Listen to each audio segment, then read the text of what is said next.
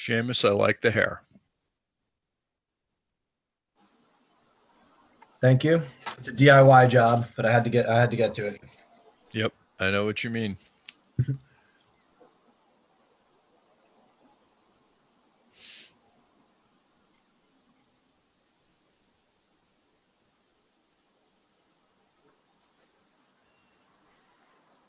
How are you guys holding up? It's been a week. Yeah, right. And it's only Wednesday. Yeah, I hear you. Seems to be a lot of that going around.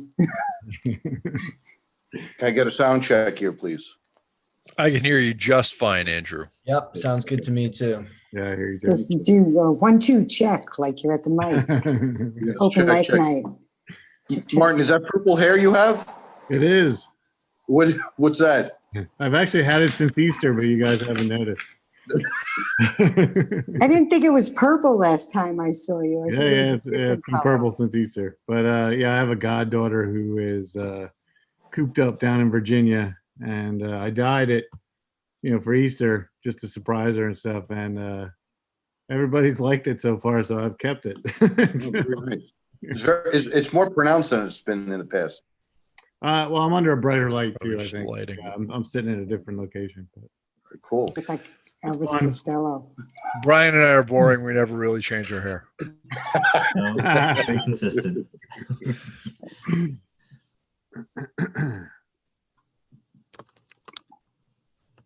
So we're not sure if David will be joining us tonight.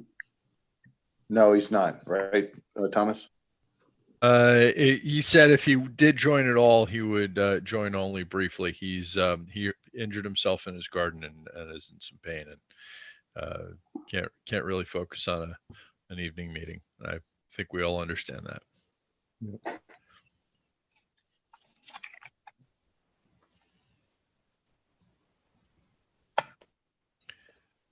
Well, we've got 6. We've got a quorum.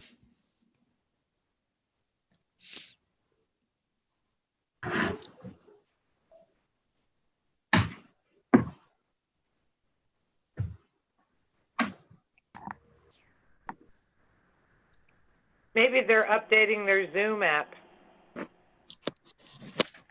Oh, there's Seamus. There's Seamus.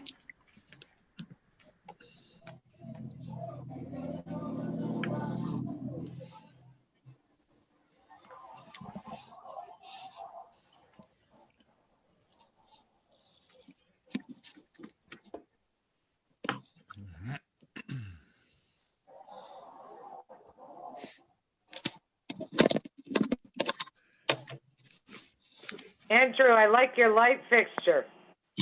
You like the antler look? Thank you. Here, let me give you a close up.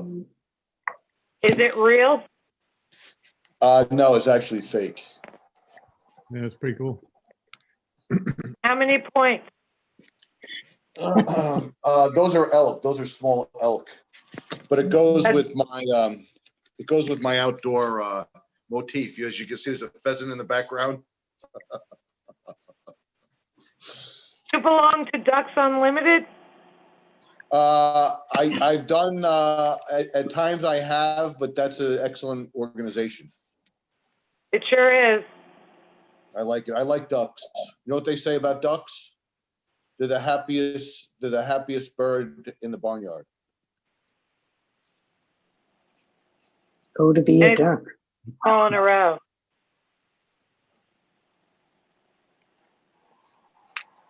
Keep them all in a row. That's funny. All right. Our this evening we are taking a discussion item before the applicants because Tony Accavelli from Department of Public Works is supposed to be with us from 7:30 on, and we wanted to get him up and complete so he can leave the meeting before any other business. No point in calling it to order until we know that he's available. So I don't know if any of the phone numbers that are listed as people watching the meeting, if one of them is Tony, maybe he could raise his hand. To do that, press *9.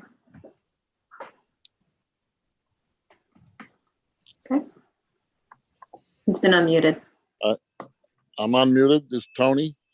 Okay. All right. Thank you for joining us. And with that, I know that we can call this meeting to order. So can I get a motion to open the meeting? Second. I'll make that motion. All in favor? Aye. Aye. Aye. Okay. Meeting is open. Folks at home, thank you for joining us. And if you need to be heard during any public comment portion, use the raise your hand function. If you're on Zoom, it ought to be a button down the bottom. And if you are dialing in, it's *9. If you want to comment during any public comment portion, I appreciate your attention to public affairs of the village.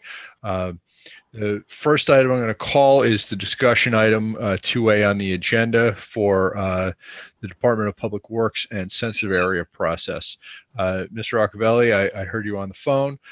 Thank you for joining us. And what I wanted to ask you is you know your job better than I ever will. I wanted to ask you to explain to me how it is Department of Public Works goes about incorporating environmental and water quality and runoff best practices when it has occasion to operate in sensitive areas.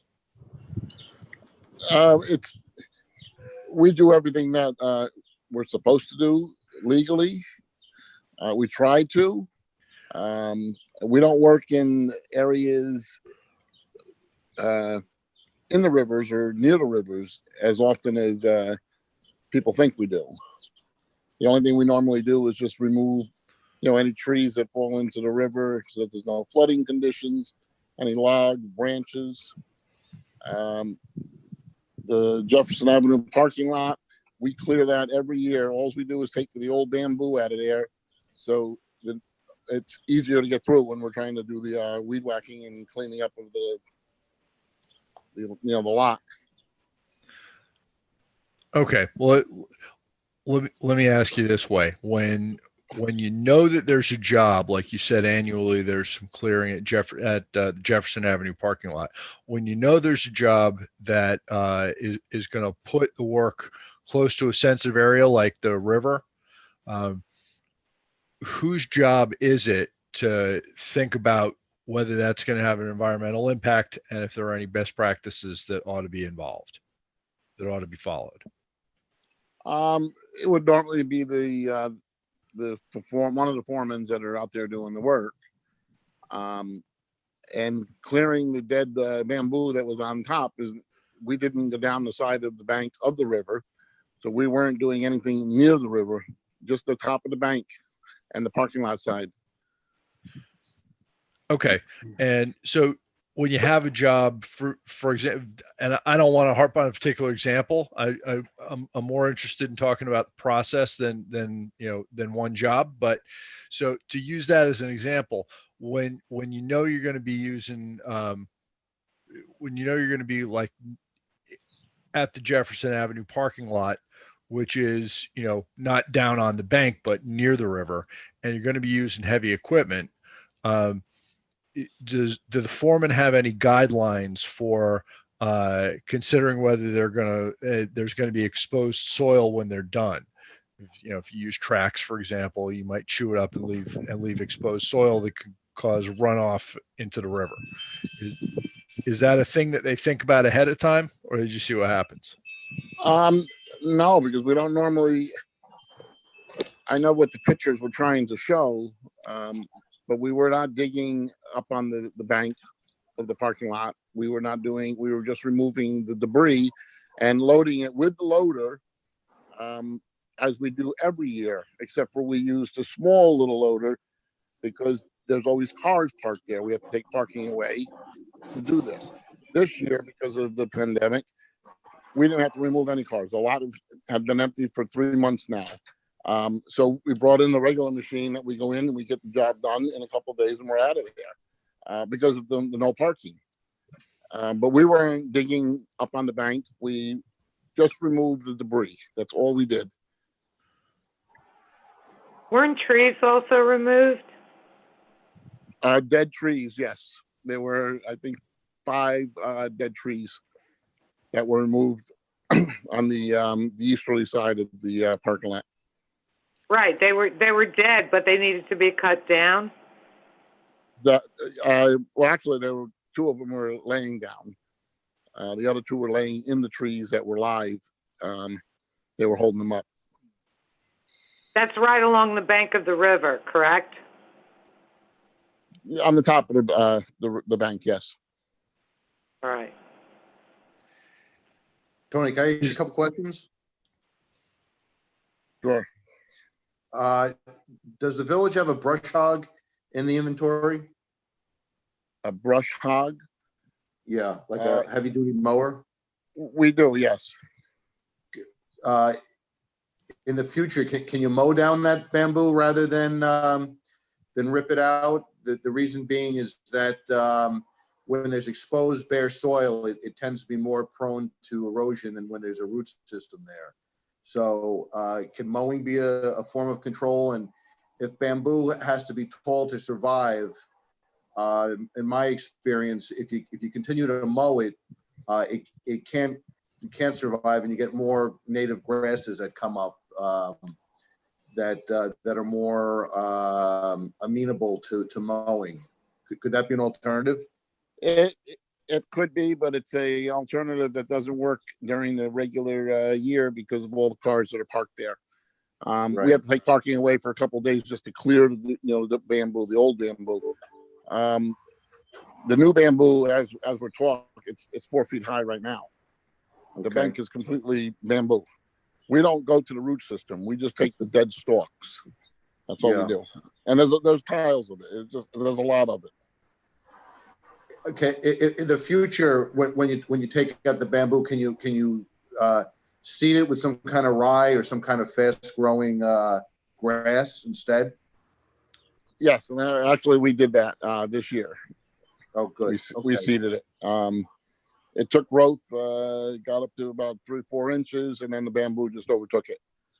Yeah. Like I said, the whole bank is solid bamboo again, about 4 feet, 5 feet high.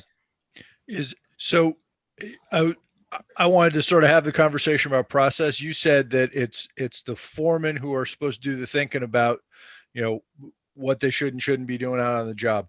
Is there any document they can look to or any training they have that tells them, for example, how close to the river it's okay to have exposed soil when they're done with the job?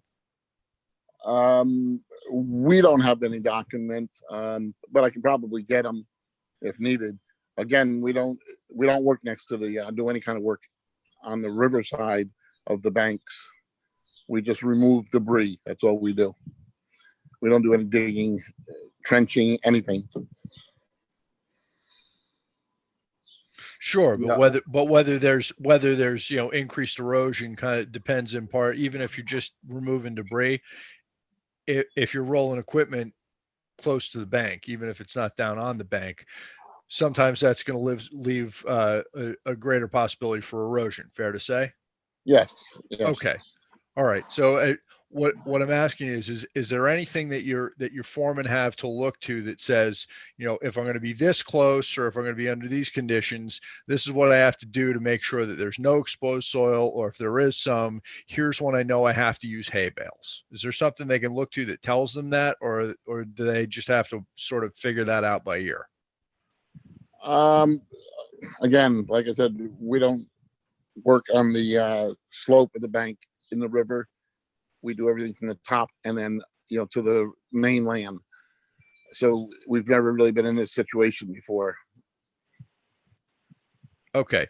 Are there other jobs that DPW's had to do, and they say over the last 5 years or so, that maybe are not regular things, but that have caused DPW to use heavy equipment close to the river or close to shore, or in a place where it's an environmentally sensitive area? No, not at all. And if there is anything like that, then we bring contractors in.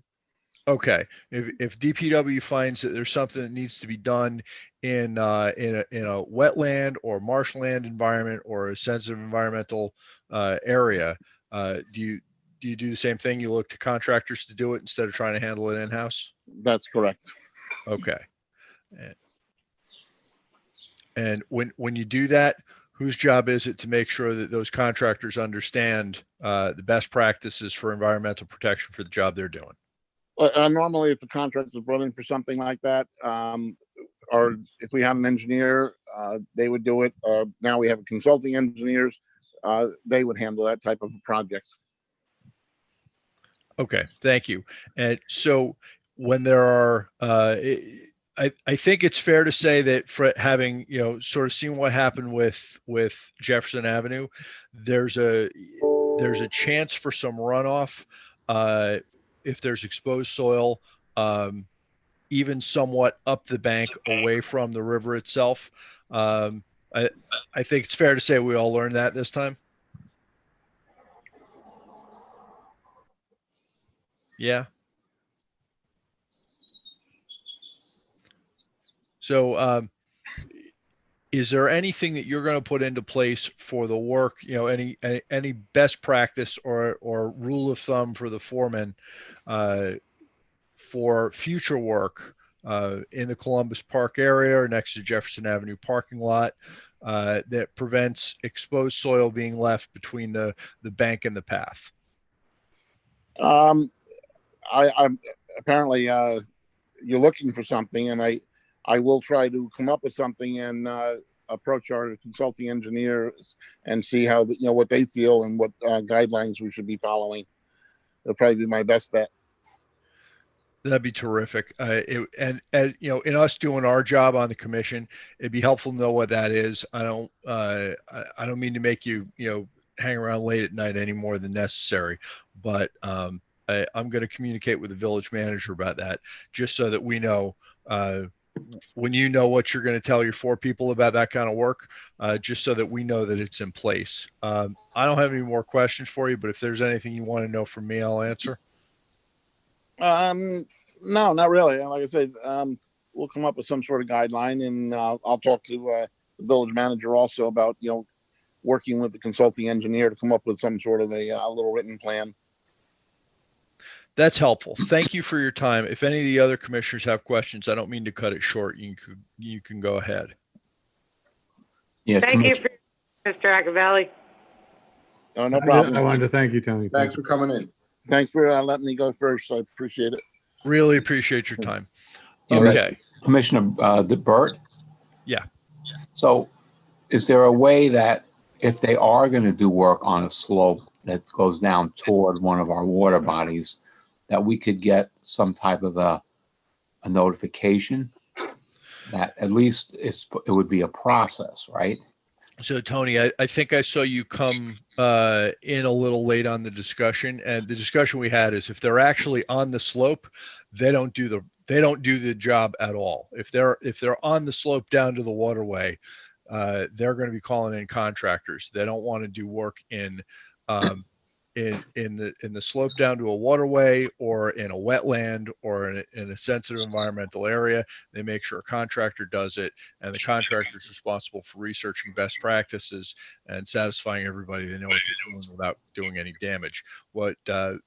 Accavelli was telling us is that they had previously, since they only clear brush and don't go down onto the bank at Jefferson Avenue lot, they hadn't thought that it required the same kind of the outsourcing or the same kind of care. And after this, he's going to come up with some more specific work practices to make sure that even farther from the waterway up on the flat surface at Jefferson Avenue, they're not going to have any exposed soil, and they'll make sure they don't leave it in an erosion condition. So they don't ever want to be down on the bank. Right. I did come in a bit late, and I apologize. I just couldn't get my Zoom to work. But I think the fact that it's not our people, it's a contractor, that makes it even more more important for some type of a process to be in place. And again, so if they're not on the slope, can we get notified when a contractor will be going down on the slope toward a water body? Well, I want to add to that because we need a wetland, correct? I guess that's where I'm driving at, Doreen. If a contractor is on a bank going toward the river, it's most likely a wetland, and therefore a wetlands permit is needed. And so it doesn't seem like there's a process right now for the contractors. So what I'm thinking that maybe there should be, and then if it's determined that it's not a wetland, then okay, maybe just general best practices are okay. But if in fact it is a wetland, then you do need the permit. So, I think it's probably at least a two-phase process where phase one is, okay, is it a wetland? If not, okay, then here are the best practices that should be used. Two is if it is a wetland, then okay, get a wetlands permit. Well, I just brought up the wetlands permit scenario because it includes work in lakes, ponds, rivers, water bodies, and tidal and freshwater wetlands. So, Mr. Roccavelli, this may be one more thing you can answer for me. So when DPW has a job that they don't want to do because it's in a wetland and it goes out to a contractor, is that supervised under you through DPW, or does it go through village manager and around you? It goes normally village manager, and then to our village engineer if we have one, or to the consulting engineer. And not through you. That's correct. Yeah. I Okay. may work with the project just to get them, this is what we need, this is what we're trying to do. And then, they'll take the lead and do what they have to do to get people in there to do it. Okay. Thank you. So, Commissioner Gelbert, you make a real good point. It's not a Tony Acavella point, but it's a real good point. Where there are contractors working in a wetland, we need to make sure we understand how that's permitted and make sure that we get a look at it, because that is within our jurisdiction. That's wetland permit eligible, and we should treat that with the same care and consideration we do everybody else who works in a wetland. We pulled in Mr. Accavelli from DPW after hearing from some citizens, and we needed an explanation of what happened in this particular incident and how they incorporate best practices. Working in wetlands is something that he's telling us he's not going to do. You're right that we need to be careful about how that's done with contractors, but that's not a him issue. I think we ought to. This sounds like a working group issue that we ought to figure out with the village manager what the current process is and if it needs to be changed, so that we understand what contractors are doing. But that's not our own DPW, so that goes around them, and I don't want to keep the guy up late if that's not something he can give us any shed any light on.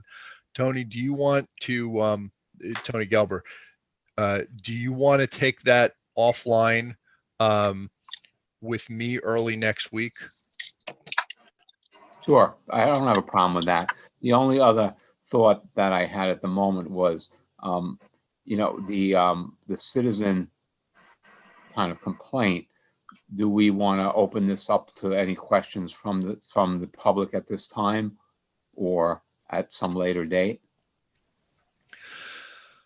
I can pretty much guarantee that at least one of the two citizens who've been concerned with this are on. So if they are and they want to raise their hand and speak, I have no problem with opening this to public comment.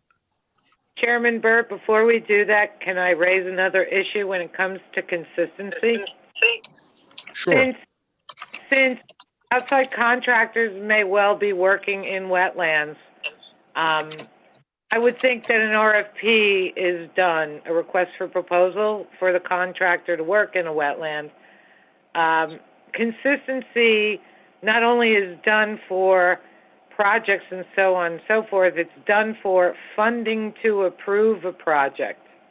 So we already have the mechanism in place. We just need the working pieces to be better organized. Okay. Good point. All right. So let's see if we've got members of the public who want to be heard. There is one person, a Stuart. Stuart Teekert. Okay. Right. I'm unmuting them. Good evening. Good evening. In addition to how the work is performed, there's the ongoing issue of an open channel from the parking lot down to the river. Currently what's there is a couple hay bales and what I would describe as a poorly installed piece of silt fence.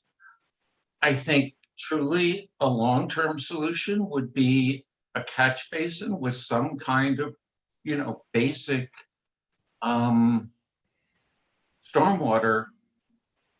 management control, even if it's just a sump that's regularly cleaned. But parking lots are highly contributing areas to pollution because they have the residue from cars and things.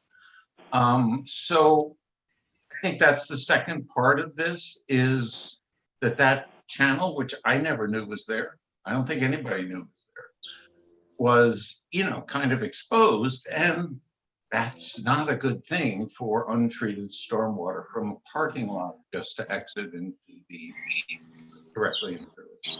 So I hope that maybe some attention can be given to that with the village consulting engineer, with just a basic plan for something that would help with that.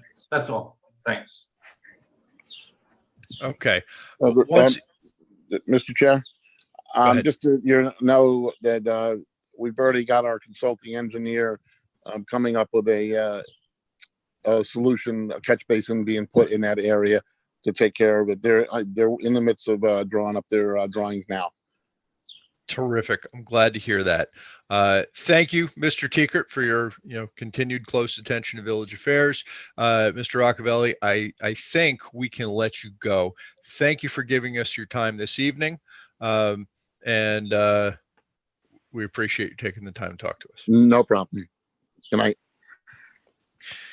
Good night. Let's call the next agenda item. We have an applicant. Only one.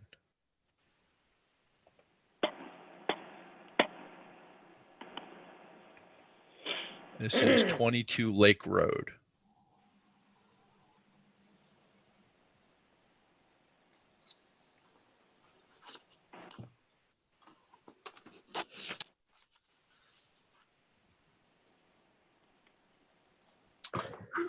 Good evening. Hi, my name is Eric Jacobson. I'm the architect for the Hirschbergs at 22 Lake Road. And I assume you all can hear me. We can hear you just fine, sir. Thank you. Okay, great. So I'll just give a brief overview. This is a home that was built in 1978, and it was built with a deck, about a 400 square foot deck. We are proposing to replace that deck. It's in need of being replaced. It's falling apart. I'm going to replace it with a deck that's larger, 745 square feet. I'd also like to mention that the deck, when it was originally built, was probably not in violation of a zoning setback, the rear yard setback, but it is now. It's several feet into a rear yard setback. So our proposed plan will remove that zoning violation. The construction consists of 9 hand-dug piers in the back of the home. The deck will be at the same level it is now. It'll swing around the side of the house, but it will not violate any zoning setbacks or get closer to any of the sensitive areas that your board is concerned with. We do have an erosion control plan that was recommended by your village engineer. That is page 4 of the plans. And of course, we did attend the planning board wetland meeting on May 13th and didn't have any negative comments from that board. They referred us on to you. So at this point, I'd be happy to answer any questions you may have. Okay. Now, this entire project is within the 100-foot buffer. Is that right? It is, yes. Okay. As is the entire house. Right. I got it. I'm going to let other commissioners go first, and if I have anything, I'll circle back at the end. Martin. Yeah, I had a question about the impervious surface underneath the deck. So in the current deck, is there actually pavers underneath the deck now? And would that area be increased as well with this new deck? Right now, there is a bluestone or flagstone patio below there. It's set in stone dust, and there's a bluestone, flagstone patio to the side of the home that we're going to be going over that. Currently, we are planning to keep that and not expand it. Okay, thank you. Can you put up your plan or not? I don't think I can, no. Okay, so our standard of I care, can, I'm sorry, I can share the plan if the board would like. that would be great. So in general, our standard of care for wetlands buffers is that that you can prove to us that there's no environmental damage from the work that you're going to do to the wetlands buffer and subsequently to the wetlands. And so that's what we usually ask for proof of. And yeah, so let me look at this. So you're saying that the bluestone is currently under the existing deck. Can you use your pointer to show us where it is? Well, if you look at the original, there you go. There's your survey. You could hold that image. You'll see the flagstone patio right there where it's being circled. Thank you very much. And then there's flagstone patio underneath that existing deck with the angle on it. So that's where it is right now. And we're not proposing to remove it or add any additional. Right, but you said that you were going to go from 400 square feet to show me the original 400 square feet of decking. Well, there it's right there on the survey. That's the existing deck right now. And the addition is going which way? So if we go to page 1, there you go. You can see where it is at the rear of the house there. You haven't. Here's the grade, and that's where we are right now. That's what we're proposing to do. Do you have an overlay of existing with proposed? I do not know. So on this drawing, can you use your hand, mouse, your pointer there? Show us the existing, please. The existing deck. Right. Well, I don't know if I can. It goes up this way, correct? Yes. Out a little farther. Correct. Yes. Right. So that flagstone patio will stick out right where that section line is, going straight above right there. Yeah. So you'll see a little bit of the flagstone patio sticking out above this deck or below this deck. All right, and that patio is there now. Correct. Right. All right, and then the additional deck is to the right. Yes. And what's under that deck? What's on that surface right now? Right now, there is also a flagstone patio below that. Okay. With a masonry stone retaining wall. And Tony, there's some good photographs that we have of this. I think there's one shot of one side of the house and one shot of the other where you can see the patio that's underneath and then the patio that's beside. It's not that photo, Ashley, but I think it's the two other ones. I think that's, yeah, that's it. One of them. And then I think there's a shot of the side where it's not covered. There you go. Right. So does the new proposed deck is all second level or all at the same level as the original? Yes, correct. And but it extends further, I think, in both directions. Is that right? It's going to go. Yeah, it's good. You'll see where the stone wall is, just in front of that lounge. That's where the last pier goes, right there. Yes. And it also extends further on the other side of the deck a little bit and has the stairs. Yes, it does. But then it removes a part of the deck that reaches forward into the zoning. Correct. Okay. Yeah, we pull it back about 5 feet. Yeah. And it currently has how many piles? The current, I don't know exactly how many are the current. I could do a quick count for you. We're probably about 6, and we're adding 3 more to 9. And are you reusing any of them? Because I think you said you're digging 9. No, we're not reusing any of them.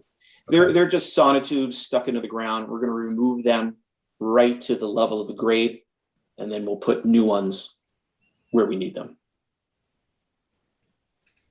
All right, so then when the stormwater hits the existing deck, is the existing deck permeable or it runs off in like a sheet flow? It is permeable. There are gaps. There are 2x6 boards with a 1/4 inch gap in between. So right now the water just falls right through. Okay, so the existing deck, the water falls through the deck onto the stone patio, and then from the stone patio, where does it go? It just sheet flows off to the lawn on all sides. Okay, and so in the new condition, you have the larger deck. Is that going to be pervious also? Yes, it will be. So now the larger deck, the pervious water will through the deck. It will hit the stone patio in a larger area, obviously, because it's larger, and then the whole patio will sheet flow onto the lawn. Correct.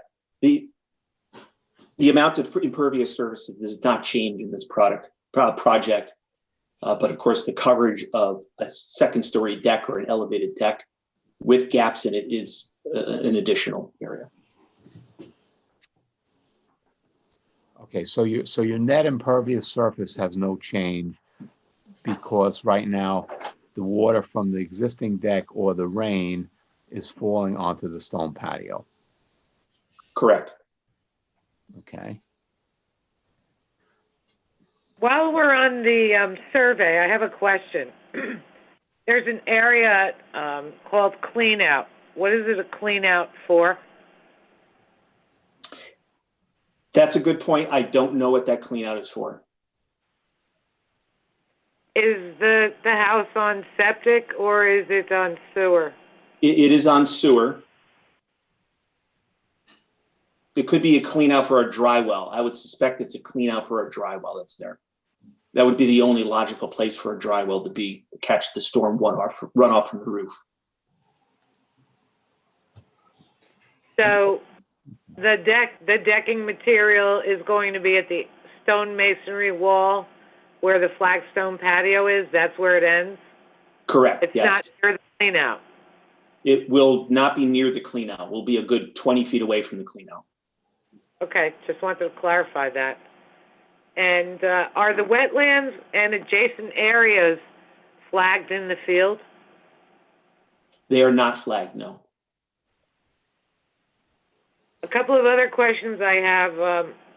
You submitted a wetlands permit on what date? The wetlands permit we submitted for the meeting on May 13th, so I probably did it a good month ahead of time.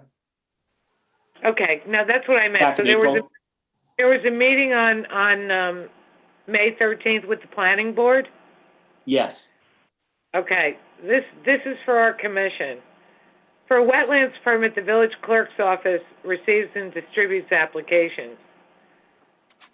We haven't received circulation of any intent for lead agency. We haven't received information on adjacent municipality because I see on the survey that the city of Rye is across the street, or they're being informed. The survey and the plans don't have the extent of the wetlands or the wetlands adjacent area delineated on the plans.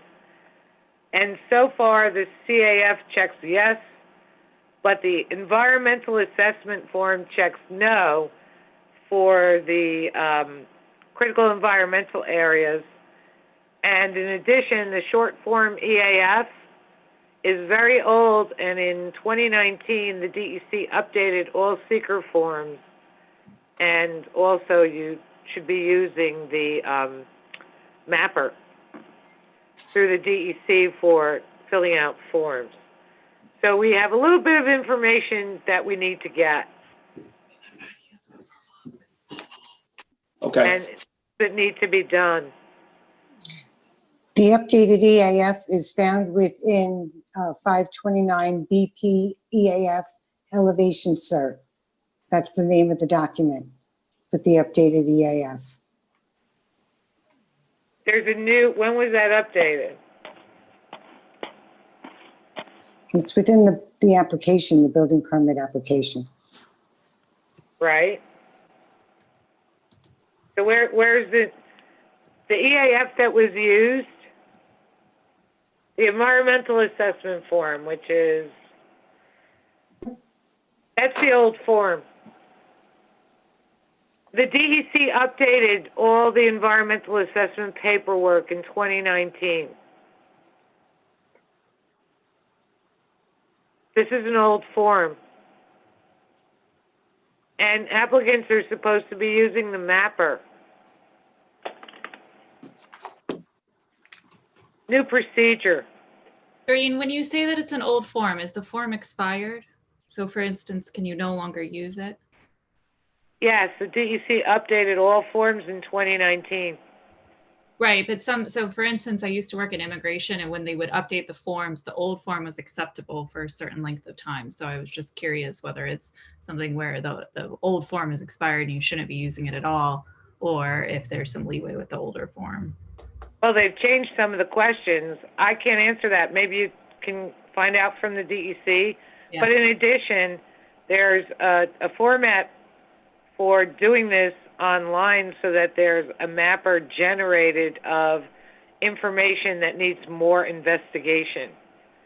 So doing this online, you can do this online, and there are automatic GIS information pertaining to the site that will generate more information to both the applicant and us and the planning board.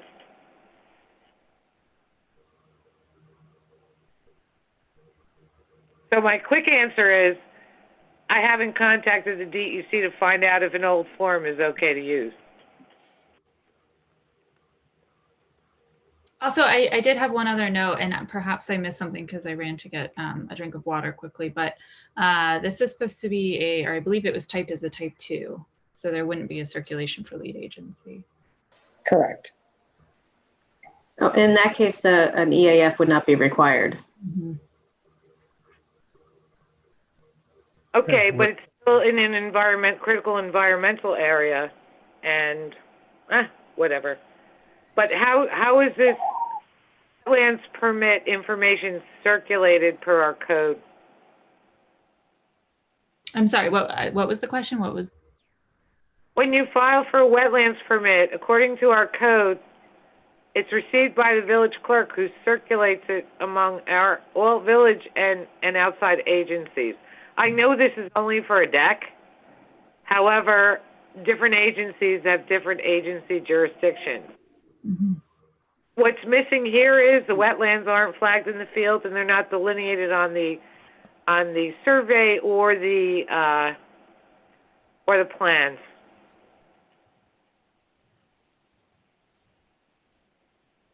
So we have missing information.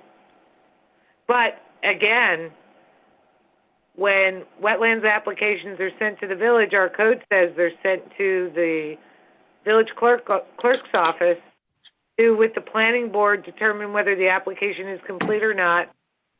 And the applicant has to do a variety of things, and anyone can be a party of interest. This is how people are notified that this is occurring in the area. Well, this was submitted to the building department as a building permit application, which was turned to planning board, and planning board has turned it to Harbor Coastal. I understand that, Betty, but our wetlands law says something different. In 5 years, I've never received an application from the clerk's office regarding any wetland permit application. I'm not saying that's correct or incorrect, but an applicant does not usually go to the village clerk's office to file a land use application. It's just not been the practice, I should say. I hear what you're saying, Betty Ann, but this is for a wetlands permit. Understood. Yeah, I see the setback line there.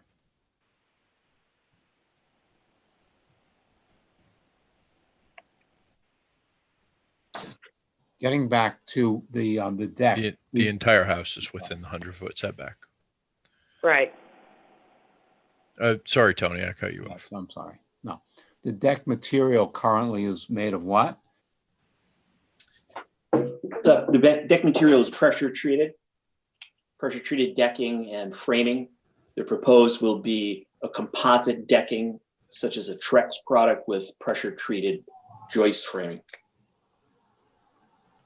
And what about the you said you were going to put the concrete, the sonotubes in, and then the posts or the columns are going to be made of what?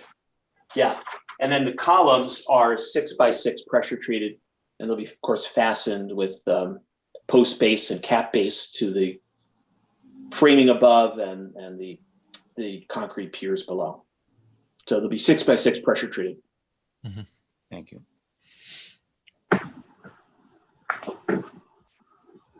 All right, so just looking at this from a stormwater perspective, I don't see that this addition of the deck is going to cause any additional stormwater in quantity, right?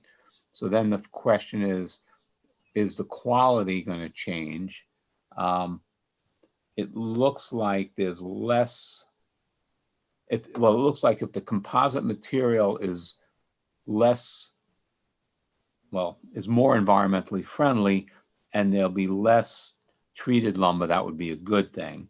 Do they have to do a SWIP? They don't have to do. They have to do a SWIP for this? No, they don't. They don't trigger the disturbances associated with the project. Okay. Do not bring it to a level of a SWIP. I would think basically that my thinking about it is that our concern about that is captured within the assurance that there is no damage to the adjacent wetlands from the work in the wetland buffer zone. So right, they don't have to do a SWIP, but whether the stormwater is acting any differently or carrying anything any different is the principal environmental concern we're dealing with here. Right, and in general, we asked for an environmental consultant to weigh in on that particular issue. And that could be our environmental consultant, you know, the village hired one, or the applicants, as long as and then so we could get a letter that would say that the project will cause no environmental damage to the wetland buffer and or the wetland. So generally that's our standard of care, that letter. It appears to me to be a pretty tight area for construction, just looking at some of these pictures. I think I heard that the piles will be hand dug. Is there any machinery that needs to be around? Do you want to speak at all about whether that's kind of a correct assessment from these photos, that it's pretty tight and close to the wetland, you know, to the actual water, and how the construction process will be managed? Sure, yes. Being that the site slopes down towards the water and there's a lot of vegetation and curbing, there's really no way to get any type of backhoe down there or drilling. It's very, it's just easier to just hand dig these piers. They are going to be sitting on 2 foot by 2 foot footings. They have to go down 3.5 feet. So it's something one person can do in half a day. 9 of them shouldn't be that difficult. And it certainly just reduces the disturbance considerably. And the demo of the deck, I mean, do you want to just talk maybe beginning to end in some Sure. brevity, but just, you know, demo, bringing the new equipment in, lay down, Yeah. whatever. It looks very tight to the water to me. It's going to have to be hand carried down. There is a established stone walkway that goes down towards the left of the property, and that will be used for bringing construction materials down so as not to walk it all the way across the lawn and around past the clean out and then back around the side. So we'd be happy to designate that as the construction entrance. So the removal, will be, again, done by hand. And then the construction will be done by hand. There's not going to be a lift or anything necessary. Lumber isn't that long. It's just going to be a hand labor intensive job. What will you be doing with the removed soil from the from the holes that you'll be digging? We'll be carrying that up either with a wheelbarrow or buckets. We'll just have to remove it back up and put it in a dumpster. So I By the guess, time we backfill the piers, there really isn't that much extra material. so if we could get a letter from an environmental consultant saying that there won't be any damage to the wetland buffer or the wetland, and maybe a paragraph on construction process and protection sequence and storage, I think that would be very helpful. Okay, we will certainly get that to you. I have one more question at this point. Is 9 new piles the minimum you could do for this size deck? Were there any other configurations looked at that would have fewer holes dug? So I'm looking at it now, and these are triple 2x10s, the beam. And at this point, I'm going to say that 9 is probably the minimum we can do.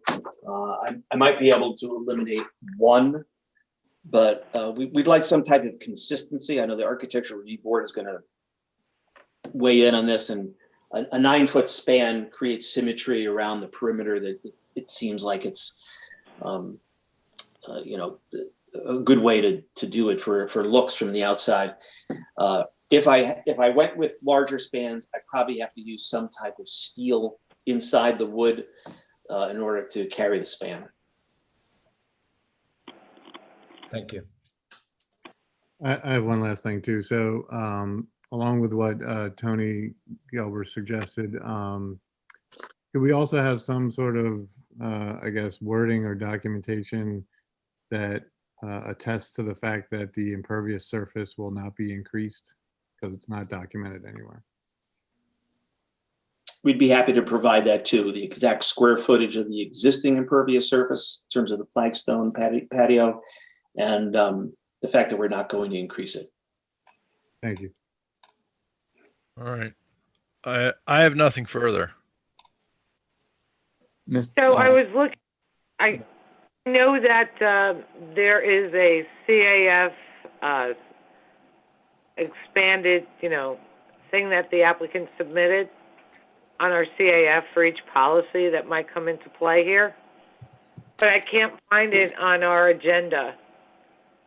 Betty Ann, could you help with that? Of course. Do you want me to just send it to the applicant? No, what I'm talking about is with each policy, when it's checked yes, I believe the applicant submitted it. Didn't they submit the further documentation on each policy? That's part of our CAF? I did fill out the checklist. Yeah, No, that's it's the narrative that goes with the checklist. Right. That's Yep, what there I'm it looking is. for. The narrative. There it is. Thank you. yep, third to last document in the packet. Thank you, Ashley. So, according to what's checked yes, policy 7A,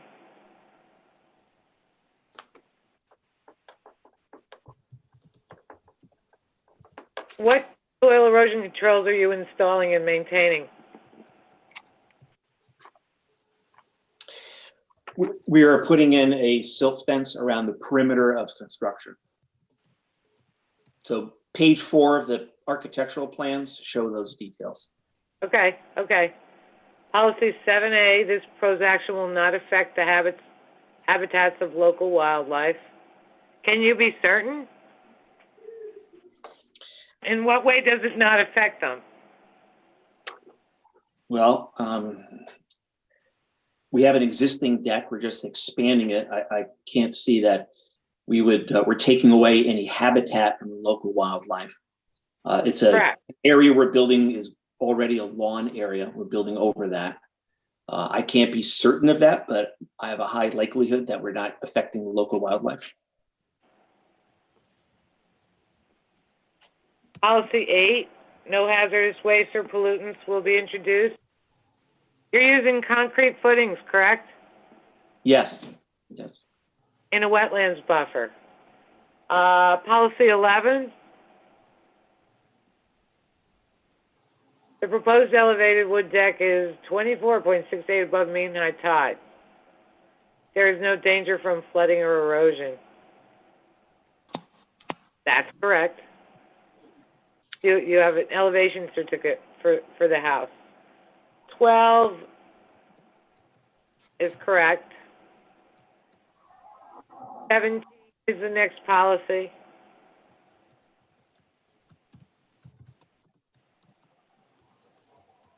Got nothing to do with this. And policy 44, which is a biggie, because it's a wetland.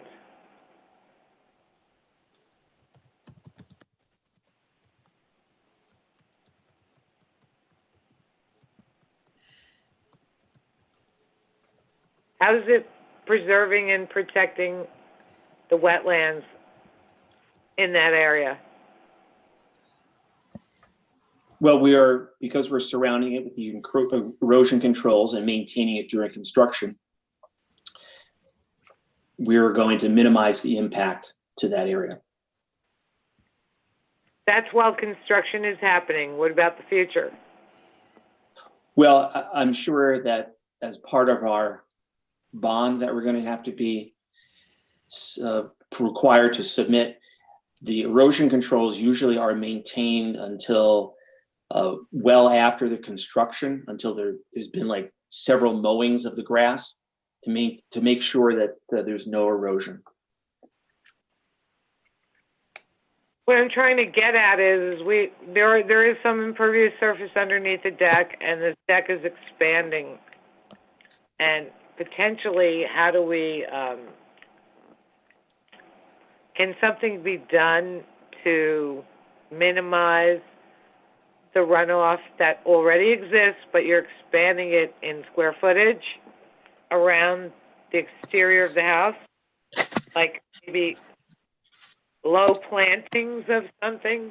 Because I would think that the property owner would enjoy the views from the lower level and the deck. But is there some type of planting that can be done, since the water is going to go through the deck and onto some hard surfaces, to preserve and protect the benefits of the wetland? When we hire our environmental consultant, I will get their advice on low plantings or anything that can be done to minimize the water runoff from the existing patios. Thanks, I appreciate it. That would be great. So before we wrap this up, Doreen, you brought up some process issues. I think it would be great if we could kind of drill down and determine which of those are issues and which aren't, so that the applicant is clear when he or she or he and she leave tonight. Can we do that? I don't know really how to do that. Well, reading the current wetlands code pretty much explains the process, and it's with the planning board.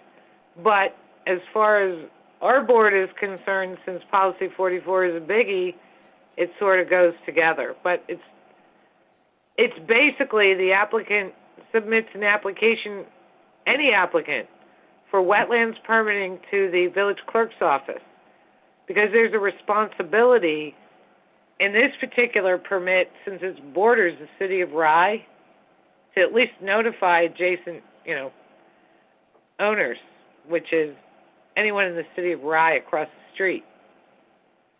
There are several factors that are in the wetlands. If you look at the wetlands code in our chapter 190, what is it, 2? 2. There's a process. The applicant did notify, I'm sorry, they did notify the adjoining property owners regarding this. It's a requirement to complete the mailing. I'm talking about the municipality of the city of Rye, Betty Ann. That would have been the village planner that would have done that. But our code says applications are taken by the village clerk. The village clerk receives the application and has responsibility under our code for a wetlands permit. Because, and I'll explain again why, generally speaking, when it comes to wetlands, we, the DEC, Army Corps of Engineers, have all different jurisdictional responsibilities.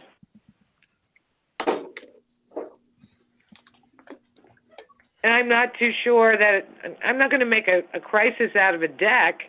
However, you know, there are certain factors with each one of our regulations that comes into play. And this is under the planning board. I just am keen to it because we just rewrote the wetlands law, and I remember distinctly what our current law says.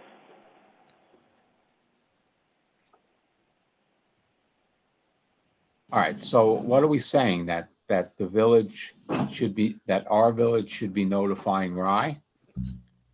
Well, yes, you have to notify the adjacent municipality because it's on the border. Okay, and I'm not busting here, I'm just asking. It sounds like we haven't been doing that in the past, but being that it's been brought up, can Betty, is that something in your purview? I could certainly double check to see if in Greg's records, he did take care of that since his application did come in a while ago. If not, certainly could do a notification to the city of Rye.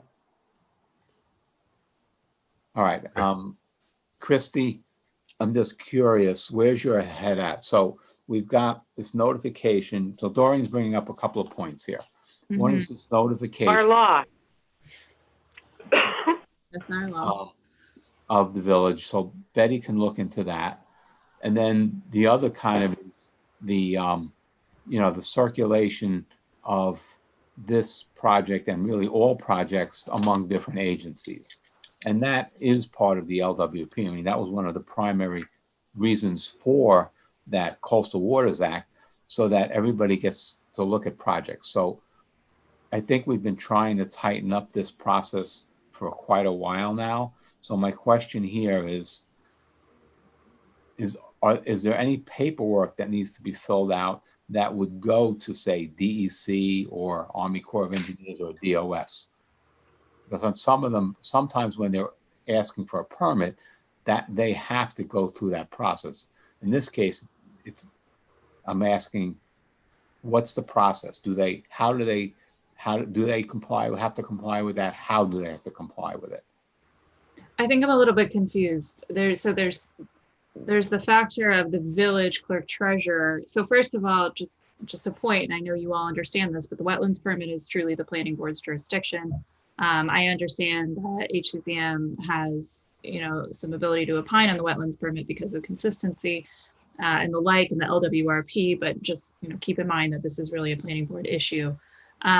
So I did take a look quickly at the code, and it does say that the clerk treasurer should be the one to circulate it. I don't know the reason behind that. I don't know the background. It may be what Doreen said, is that it's something to do with village between village. But in terms of the DEC and Army Corps of Engineers, I'm not sure. It would have to be something that I would look into.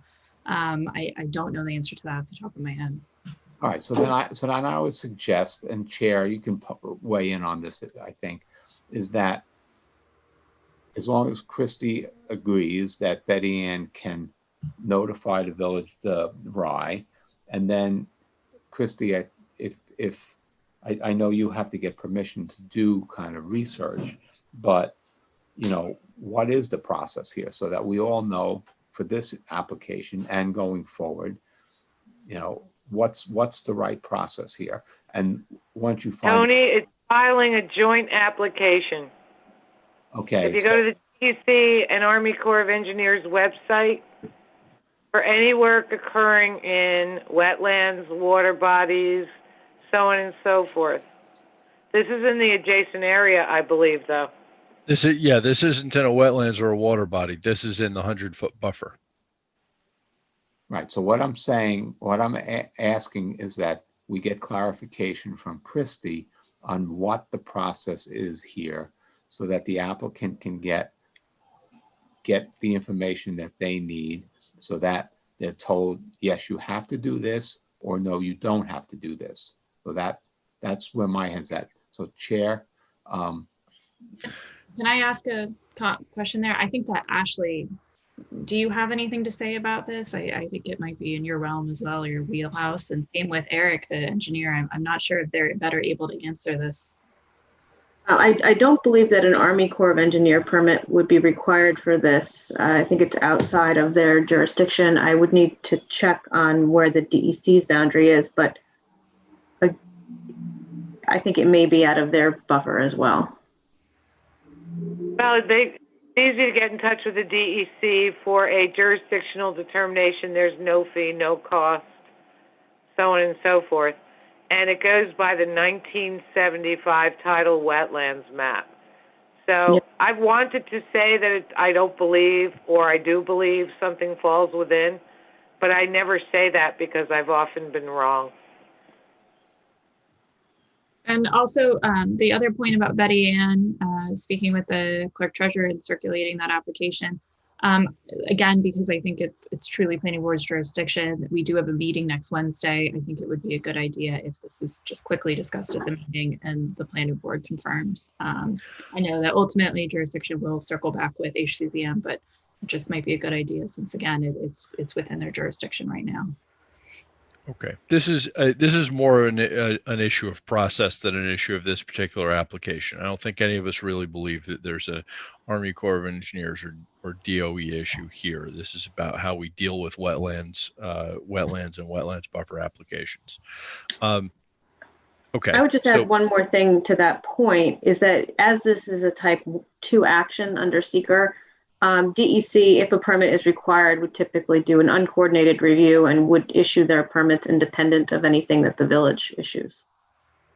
Yeah, the only issues that they would have to do, I think Doreen's point about circulation is that they would have to know there is an application to make sure that they're doing their review, and circulation is supposed to make sure that that ACE and DEC know there's an applicant in front of us so they can say whatever they need to say.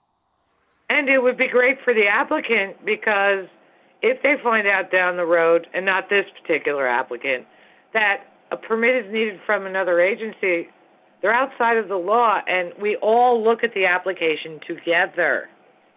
You know, it should be a function of seeker, but in this case, since planning board appropriately typed it as a type 2 action, you know, it doesn't fall, but it's a wetlands permit. We don't know where they end. We see the wetlands setback of 100 feet.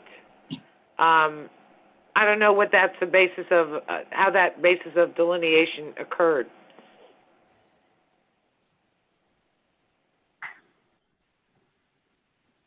and Ashley, in general, what we say, what this committee has been saying is that, you know, we need a completed application, completed and accurate application, completed and accurate EAF, CAF, and all permits from agencies that you need a permit from, or a letter from the agency saying you don't need a permit. So that's kind of been our standard of care.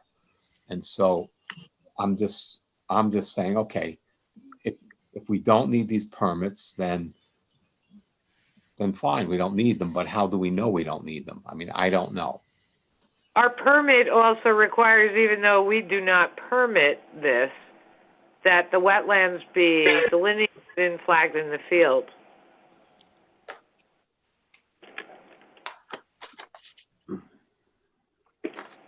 So I guess, Eric, well, Item that's, sorry, Tommy, that's an item that's outstanding because that hasn't been done.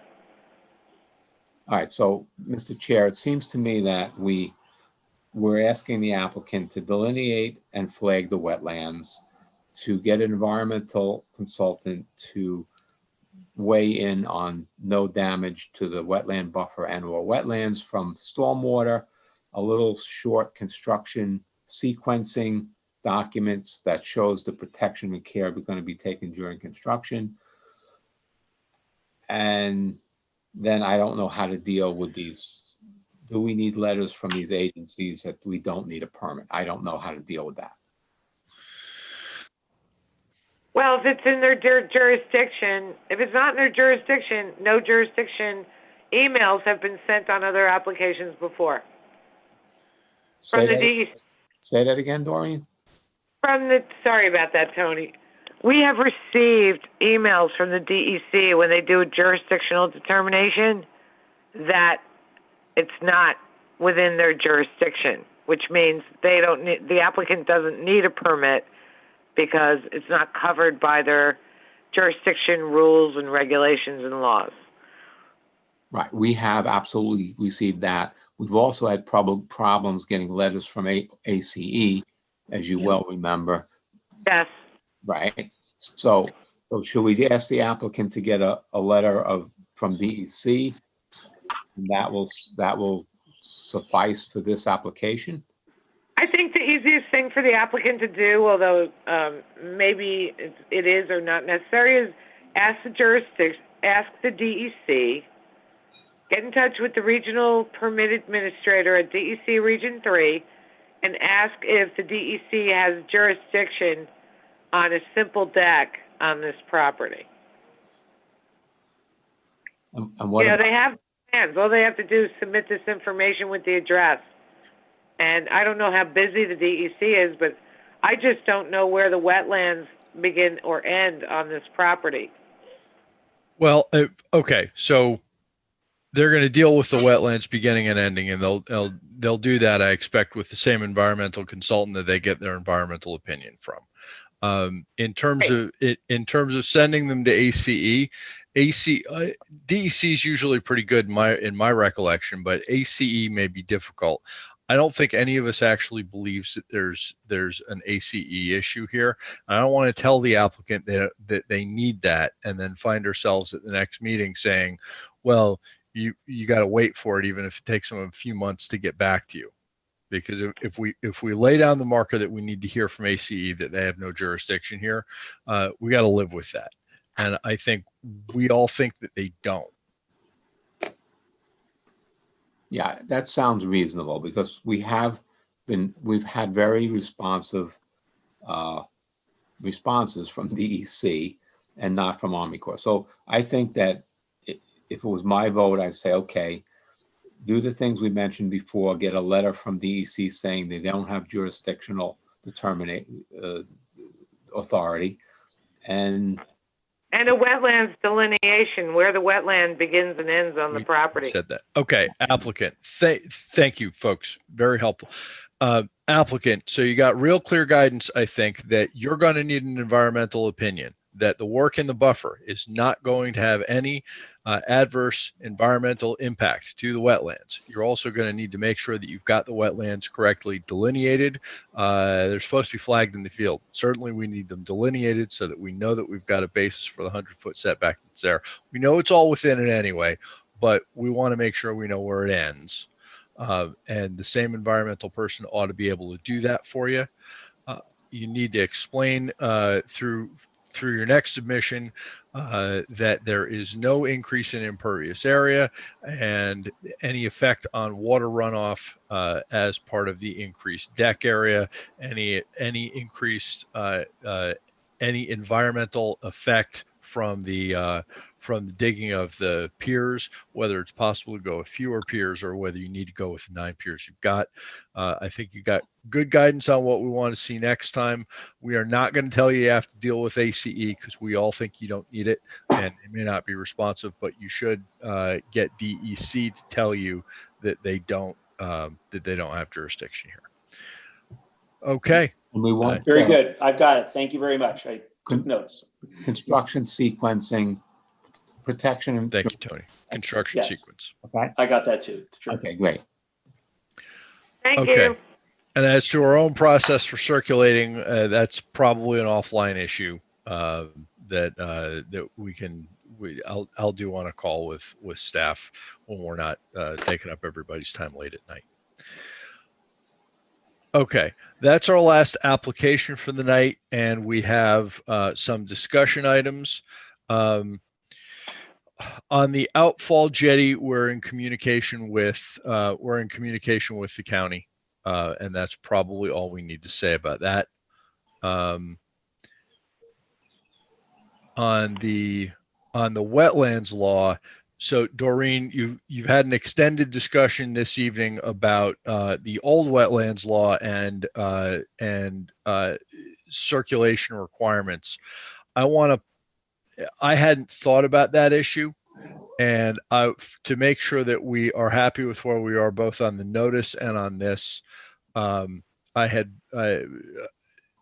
think we ought to pull that back one more time and make sure that that we're satisfied with how we're planning on having things circulated for wetlands applications, because we've just had a 20-minute discussion of it. We need to make sure that we're happy with that. So I will look at that this coming week, I think with you, Doreen, because this interests you more than anybody else. Just making a note to myself. If you need my input, I'm happy to help as well. Yep.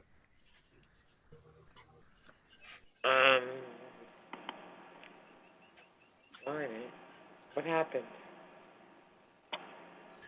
All right, so we will take those two aspects of wetlands, that is the notice issue and the circulation to other agencies, offline. And once again, hope springs eternal that next time we will have a completed wetland law to vote on. LWRP update. So I think it wasn't as circulated as widely as we thought it was going to be. Who has not had a chance to go through the LWRP in its current form yet? I still don't think I've seen the red line that Greg was planning to pass along. I definitely haven't reviewed it. Okay. I haven't either. Yeah, we discussed it last time that it would be circulated, and I haven't received it since. I got your email, Martin, and I think that was just a slip between the cup and the lip. We're going to fix that. I will make sure. I've got a list of things that need to be done tomorrow, and that's another one. Red line circulation will happen tomorrow. Chairman Burt, this has been on our agenda for a year and 10 months. However painful it is to acknowledge that, I'm not calling you a liar, Doreen. It has been. That's been on a lot. But can we move this the first item of the agenda, like I requested at the last meeting, and get that red line document and start working on it? But Doreen, I like that idea in that I personally would like to see progress get made on this, but we have to get, I mean, what would we even discuss, I think, at least among all of us, until we get a chance to review the red line? Now, we could move it to first if we have a chance to review potentially in the meantime, and maybe that's the plan. Red line gets circulated tomorrow. We all have to have a chance to see it, and that didn't happen, and we're going to fix that. It will be circulated tomorrow, and because tomorrow's the day I've got to harass everybody and make sure everything gets done. So everybody will have had a chance to review the red line for next time, and hopefully we'll if not get that ready for a vote, at least get that ready to all know what our comments are. So that will move the LWRP significantly down the road. We have a new discussion item, revision of the Hcc Mc application. This is something that really needs to be a working group to handle, and this one I'm not volunteering for. Doreen, you have the strongest views on what should and shouldn't be included in an application of anybody on the commission. So who would you want to work with to give us comments on what the application ought to look like? Who are you going to volunteer somebody, or should someone step up to the plate? I'm happy to volunteer if that helps. Okay, Seamus, that works. That helps tremendously. Thank you, Seamus. I would like to, if possible, maybe contribute to that as well, because as you know, I circulated other applications from neighboring communities, And maybe we could take the prime pieces of those applications and merge them into one document to present to the commission for review and then edits on that. Betty Ann, that sounds like a wonderful idea. However, our LWRP is specific to our community, and other municipalities are specific to theirs, and it's what's specifically in our document. No, that's understood. My concern is that I feel already that our application is lacking just on basic information from the applicants, section, block, and lot, what, pervious surface, impervious surface, key little things that are just part of a standard application. We should really get into this and, of course, have it custom to our LWRP. But I think it's just such a lacking application. You could use far more beef to it. I agree with Betty completely. Agree with you 100%, Betty Ann. There's actually a model. There's a model piece of it's called a waterfront assessment form that comes out of the LWRP guidance book from the DOS. Yes. That you can make sure all of those items are taken care of. Yeah. I would like to do that. Say. And when you review that, it's within that document. Yes. And I understand what you're saying. I get what you're saying 100%. Many of our applications are lacking. Agreed. Okay, thanks for agreeing to deal with that, folks. I want to report on our final discussion. Our final new discussion item is the Shadow Island issue. There have been we received a comment from the harbor master that out on right on the point on Taylor's Lane, there is some dumping, some construction on rocks in a sensitive area. It doesn't look like there ought to be any construction. Nothing like an application came before us at all, and we've been advised that the applicant, quote unquote, had an informal conversation with Greg before he left, in which Greg advised him that what he wanted to do just couldn't be done at all. So we were looped in on the appropriate communications between the harbor master and the building department. I am happy to say that they are right on it. That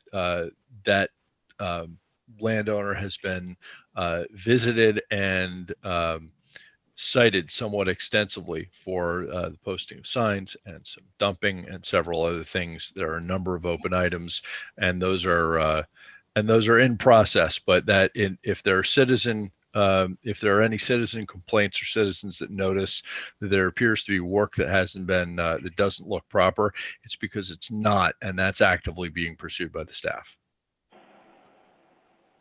Has the DEC been notified?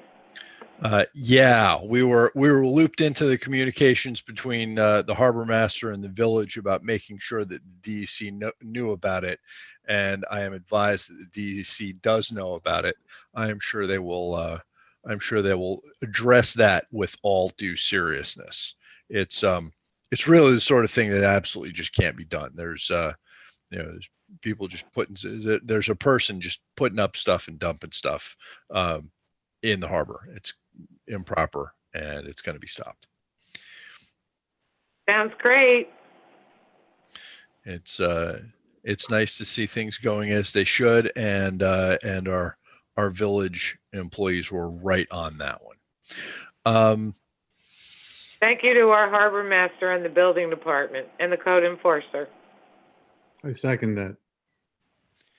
Okay, those are the only other thing on this agenda that we have not gotten to is minutes, and at the risk of driving Betty Ann a little nuts, I haven't spent any time with the minutes. I want to kick this over to next time. Not a problem.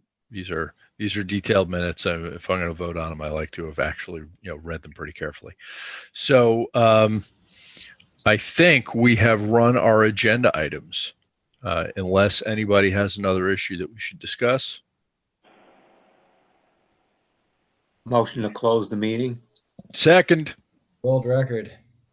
Aye. World record after last one. Wow. What am I going to do Time. with the rest of my night? Hey, everybody. Stay Catch up safe. on my if you folks knew the week I'd had, I am going to really enjoy being done at a reasonable hour this time. Thank you very much for your time. We all put a lot of time and effort into making sure this village runs the way our LWRP intends, and I appreciate that each and every one of you get on here and dedicate yourself to this every month. Thank you. Thank you, Mr. Have a good Chair. Thank evening. you. Thanks all. Bye. Bye, everybody. Bye. Thanks, Betty. Thanks, Christy. Oh, Thank you. you. Thanks, Ashley. Good job. First time. Thank you. She's the best. Bye.